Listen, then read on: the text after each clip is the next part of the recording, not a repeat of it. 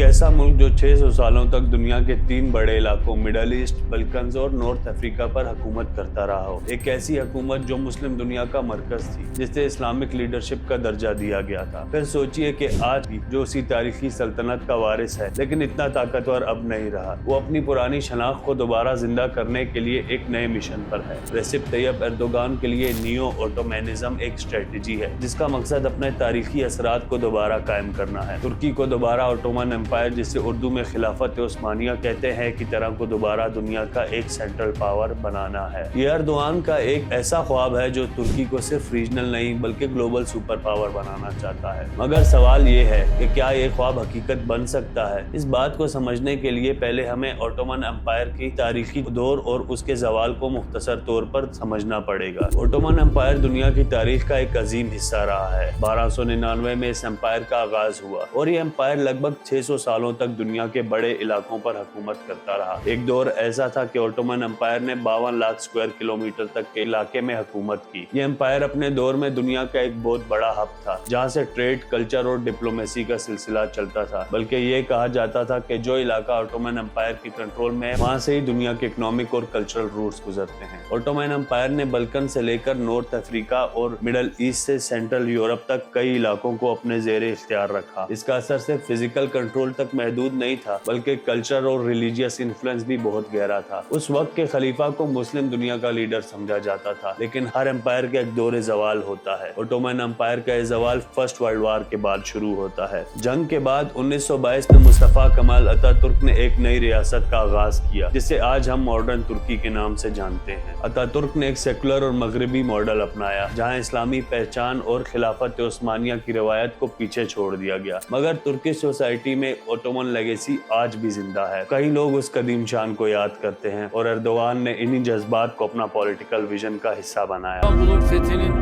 568. yıl dönümünün hayırlı olmasını diliyorum.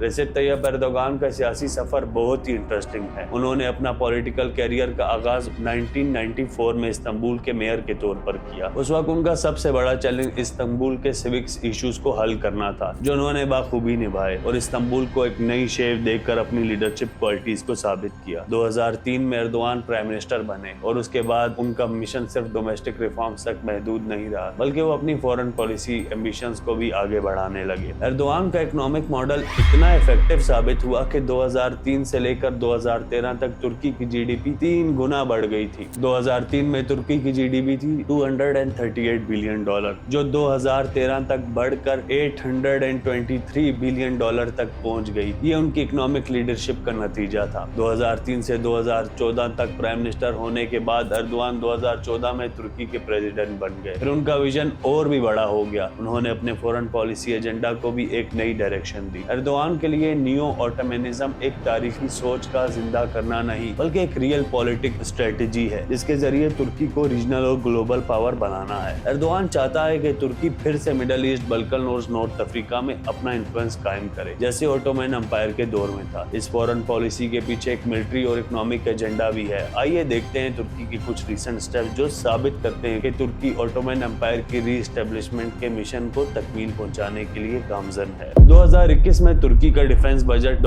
$17.7 billion था, जो उनके रीजनल मिलिट्री एम्बिशंस को जाहिर करता है। ये बहुत ज्यादा डिफेंस बजट है अगर तुर्की के ओवरऑल जीडीपी को देखा जाए तो। एर्दोगान का प्लान है कि तुर्की को मिलिट्री और डिप्लोमेटिक पावर के जरिए फिर से एक रीजनल सुपर पावर बनाया जाए। उसके लिए एर्दोगान ने बहुत से काम किए हैं, जैसे कि 2011 के बाद जब सीरिया में सिविल वार शुरू हुई तो एर्दोगान ने अपनी मिलिट्री एम्बिशंस को सीरियन कॉन्फ्लिक्ट के जरिए आगे बढ़ाया। तुर्किश फोर्सेस ने 2016 में ऑपरेशन यूफ्रेट्स शील्ड लॉन्च किया, जिसमें उनका प्राइमरी टारगेट आईएसआईएस और कुर्दिश मिलिशियाज थी। ये ऑपरेशन तुर्किश बॉर्डर्स के करीब चलाए गए, जहां तुर्की के लिए कुर्दिश मिलिशियाज एक बड़ा खतरा समझी जाती हैं। इसमें तुर्किश मिलिट्री ने सीरिया के नॉर्थ के कई इलाकों पर कंट्रोल हासिल किया। सीरिया के कॉन्फ्लिक्ट में तुर्की ने अपनी मिलिट्री प्रेजेंस के जरिए 4000 स्क्वायर किलोमीटर तक का इलाका अपने कंट्रोल में लिया।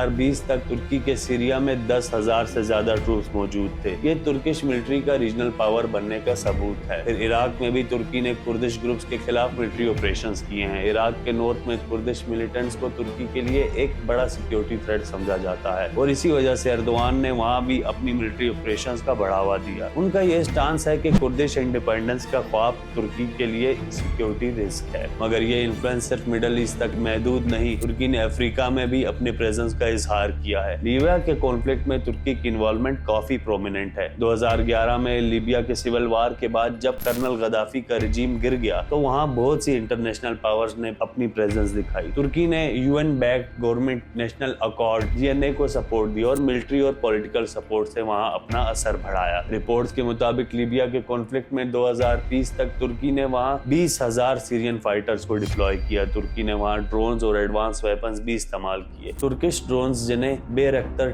TB2 कहते हैं ने लीबिया के सिविल वार में बहुत इफेक्टिव रोल अदा किया। ये सब तुर्की का अपनी मिलिट्री और टेक्नोलॉजी डोमिनेंस को प्रमोट करने का तरीका था। लीबिया के कॉन्फ्लिक्ट का एक और central point Mediterranean natural resources भी हैं, जैसे कि हाइड्रोकार्बन्स। तुर्की ने वहाँ अपने इकोनॉमिक इंटरेस्ट को सिक्योर करने के लिए मिलिट्री प्रेजेंस बढ़ाई। ईस्टर्न मेडिटेरेनियन के ऑयल और गैस रिजर्व तुर्की के लिए बहुत स्ट्रेटेजिक इंपॉर्टेंस रखते हैं और इसी वजह से तुर्की ने लीबिया के साथ एक मैरीटाइम डील साइन की, जिसमें दोनों मुल्कों ने अपने ऑयल और गैस रिजर्व को एक्सप्लोर करने का प्लान बनाया। इसीलिए ग्रीस और साइप्रस के साथ तुर्की का मसला 2018 से शुरू होता है, जब तुर्की ने ईस्टर्न मेडिटेरेनियन में अपनी ड्रिलिंग ऑपरेशन शुरू किए। यह डिस्प्यूट हाइड्रोकार्बन्स के रिसोर्सेज के हवाले से है, जहां ग्रीस और साइप्रस तुर्की के एक्शंस को इल्लीगल समझते हैं। तुर्की का स्टांस है कि उन्हें इस रीजन में हाइड्रोकार्बन्स का हक है। ईस्टर्न मेडिटेरेनियन के हाइड्रोकार्बन्स के रिजर्व की एस्टिमेटेड वैल्यू है $700 अरब और तुर्की इन रिसोर्सेज को अपनी एनर्जी सिक्योरिटी के लिए बहुत इंपॉर्टेंट समझता है, जो वाकई उसकी सिक्योरिटी के लिए इंपॉर्टेंट है, जिसे ग्रीस और साइप्रस ने इंटरनेशनल फोरम पर प्रोटेस्ट किया। यह मसला सिर्फ तुर्की, ग्रीस और साइप्रस तक महदूद नहीं रहा, बल्कि नेटो और यूरोपियन यूनियन भी इस इशू में इन्वॉल्व हो चुके हैं। फ्रांस ने ओपनली ग्रीस का साथ दिया, जबकि तुर्की ने अपनी मिलिट्री प्रेजेंस को वहां मजीद बढ़ाया और फ्रांस और यूरोपियन यूनियन वगैरह को इग्नोर कर दिया। ये सब तो तुर्की कर रहा है, लेकिन अगर ओटोमन एम्पायर को रीस्टैब्लिश करने की बात है तो फिर तुर्की को बहुत से मुसलमान मुल्कों के लीडर की तरह उभरना होगा, क्योंकि खुलाफत उस्मानिया का खलीफा मुसलमानों का खलीफा होता था। सो लेट्स सी तुर्की मुस्लिम दुनिया में अपना इन्फ्लुएंस कैसे बढ़ा रहा है। एर्दोगान ने अपने आप को मुस्लिम दुनिया के लीडर के तौर पर प्रमोट करने की बहुत कोशिश की है। उनका पैलेस्टीनियन कॉज को सपोर्ट करना और रोहिंग्या जैसे इंटरनेशनल मुस्लिम इशू पर स्टांस लेना उनकी इस्लामिक आइडेंटिटी को मजीद मजबूत करता है। 2018 में एर्दोगान ने इसराइल के हवाले से बहुत ही स्ट्रॉन्ग स्टांस लिया, जब उन्होंने इसराइल के एक्शंस को स्टेट टेररिज्म कहा। फिर एर्दोगान ने 2020 में रोहिंग्या मुस्लिम्स के हवाले से म्यांमार को ओपनली क्रिटिसाइज किया था और उनके लिए $50 मिलियन का ह्यूमैनिटेरियन एड भी दिया। एर्दोगान ने मुस्लिम दुनिया के मसाइल जैसे कश्मीर और पैलेस्टाइन के हवाले से बहुत क्लियर स्टांस लिया है। पाकिस्तान और बांग्लादेश के हवाले से तुर्की का बहुत गहरा असर है, खासकर उनकी मिलिट्री और डिफेंस कोऑपरेशन के हवाले से। उन्होंने पैलेस्टाइन के हवाले से यूएन फोरम्स में अपना सपोर्ट बहुत स्ट्रॉन्ग तरीके से दिखाया है, जो उनकी इस्लामिक लीडरशिप के मकाम को बढ़ावा देता है। और तो और रिसेंटली तुर्की ने इसराइल को धमकी दी है डायरेक्ट कन्फ्रंटेशन के लिए। तुर्की इसराइल पर अटैक भी कर सकता है अगर उसने अपना जुल्म गाजा पर बंद ना किया। ये सब मैंने अपनी इस वीडियो में बताया है, जिसका लिंक मैं डिस्क्रिप्शन में भी डाल दूंगा। इस सब में सवाल आता है कि पाकिस्तान कहाँ खड़ा है, क्योंकि पाकिस्तान वाहिद मुस्लिम एटॉमिक पावर है और बहुत ज्यादा मजबूत आर्मी भी रखता है। तो अगर तुर्की को अपना खिलाफत उस्मानिया का ख्वाब पूरा करना है तो उसे पाकिस्तान का बहुत साथ चाहिए। पाकिस्तान और तुर्की के ताल्लुकात सिर्फ डिप्लोमेटिक नहीं बल्कि मिलिटरीली और डिफेंस कोऑपरेशन के हवाले से भी गहरे हैं। 2021 में पाकिस्तान और तुर्की ने अतातुर्क ज्वाइंट नेवल एक्सरसाइज की, जो दोनों मुल्कों के डिफेंस रिलेशन को मजीद मजबूत करती हैं। इसके अलावा एर्दोगान ने खुलेआम पाकिस्तान के कश्मीर के स्टांस को सपोर्ट किया है, जो तुर्की के इस्लामिक लीडरशिप के मकाम को बढ़ावा देता है। पिछले 10 सालों में पाकिस्तान और तुर्की का डिफेंस कोऑपरेशन 50% से ज्यादा बढ़ चुका है। 2021 में पाकिस्तान ने तुर्किश मेड ड्रोन्स और वारशिप खरीदने का फैसला किया, जो दोनों मुल्कों के दरमियान मिलिट्री कोऑपरेशन का एक नया मरहला था। इसके अलावा एर्दोगान का पाकिस्तान के साथ कल्चरल और डिप्लोमेटिक ताल्लुकात में भी काफी गहरा इंटरेस्ट है। पाकिस्तान तुर्की के दरमियान ट्रेड अभी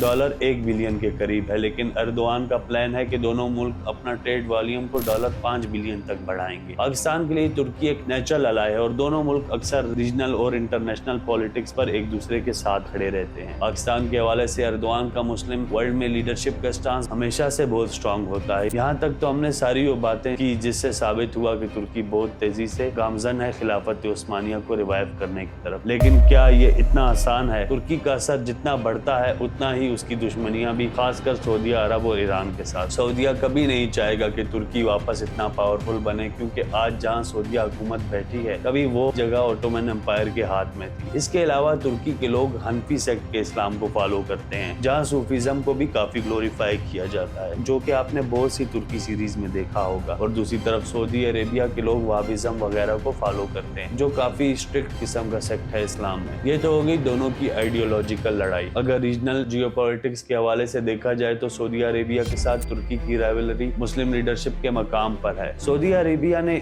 अपनी इस्लामिक लेजिटिमेसी को कायम रखने के लिए बहुत सी इंटरनेशनल इस्लामिक ऑर्गेनाइजेशंस जैसे OIC का इस्तेमाल किया है, मगर तुर्की इस लीडरशिप को हमेशा चैलेंज करता रहा है। सऊदी अरेबिया और तुर्की के दरमियान 2018 के जमाल खशोगी के कत्ल के बाद डिप्लोमेटिक रिलेशंस काफी टेंस हो गए थे। तुर्की ने ओपनली सऊदी लीडरशिप को क्रिटिसाइज किया और ये मसला इंटरनेशनल हेडलाइंस का हिस्सा बना रहा। इसके अलावा सऊदी अरेबिया और तुर्की के दरमियान कतर के मसले पर भी टेंशंस हैं, जहां तुर्की ने कतर का साथ दिया और अपने डिप्लोमेटिक और मिलिट्री टाइज मजबूत किए हैं, जबकि सऊदी अरेबिया और कतर के दरमियान शदीद कॉन्फ्लिक्ट्स हैं। फिर अगर देखें ईरान को तो इसके साथ तुर्की के ताल्लुकात कॉम्प्लेक्स हैं। दोनों मुल्क कई इकोनॉमिक और मिलिट्री इश्यूज पर कोऑपरेशन करते हैं, मगर सीरिया के हवाले से उनके डिफरेंसेस बहुत गहरे हैं। ईरान तुर्की के हवाले से सीरिया में असद की गवर्नमेंट को सपोर्ट करता है, जबकि तुर्की ने ऑपोजिशन फोर्सेस को सपोर्ट किया है। ये मसला इनके ताल्लुकात में टेंशन का सबब बनता रहा है, मगर इकोनॉमिक इंटरेस्ट की वजह से दोनों मुल्कों का ट्रेड वॉल्यूम काफी ज्यादा है। 2020 तक तुर्की और ईरान के दरमियान ट्रेड वॉल्यूम $10 बिलियन था, जो दोनों मुल्कों के इकोनॉमिक रिलेशंस की इंपॉर्टेंस को दिखाता है। लेकिन सीरिया के मसले पर इनका कोऑपरेशन टेंस है और कॉम्प्लिकेटेड रहा है। फिर आते हैं इकोनॉमिक चैलेंजेस, जो कि तुर्की के नियो ऑटोमनिज्म की डॉक्ट्राइन को बहुत सख्त तरह चैलेंज करते हैं। तुर्की को अपनी अंदरूनी इकोनॉमी के हवाले से कई मुश्किलात का सामना है। 2018 के बाद तुर्किश लीरा की वैल्यू में बहुत ज्यादा गिरावट देखी गई है, जो तुर्की की इकोनॉमिक पॉलिसी के लिए एक बड़ा चैलेंज साबित हुई है। 2013 तक तुर्किश लीरा अपनी वैल्यू में 30% से ज्यादा गिर चुका है और इन्फ्लेशन 20% तक पहुंच गई है। ये इकोनॉमिक इंस्टेबिलिटी एर्दोगान की फॉरेन पॉलिसी एम्बिशन को काफी नुकसान पहुंचा सकती है, क्योंकि अगर अंदरूनी इकोनॉमी मजबूत नहीं होगी तो उनके मिलिट्री और डिप्लोमेटिक एम्बिशंस भी कमजोर हो सकते हैं। अगर बात करें तुर्की की पॉलिटिकल टेंशंस और उसके वेस्टर्न रिलेशंस की, तो तुर्की के रिलेशंस नेटो और यूएस के साथ हमेशा से कॉम्प्लिकेटेड रहे हैं। 2019 में तुर्की ने रशिया के साथ $2.5 बिलियन के S-400 मिसाइल सिस्टम की डील साइन की। ये डील तुर्की के नेटो के साथ रिलेशंस को एक बड़ा चैलेंज बना गई, क्योंकि नेटो के रूल्स के मुताबिक किसी भी मेंबर कंट्री को रशियन मिलिट्री इक्विपमेंट नहीं खरीदना चाहिए। लेकिन एर्दोगान ने अपने स्टांस को मजबूत रखा और तुर्की की आजादाना पॉलिसी को तरजीह दी, बजाय के यूएस से डिक्टेट होने के। अब सवाल ये है, क्या इन सब चैलेंजेस के बावजूद एर्दोगान अपने नियो ऑटोमनिज्म या दोबारा खिलाफत उस्मानिया का ख्वाब पूरा कर पाएंगे?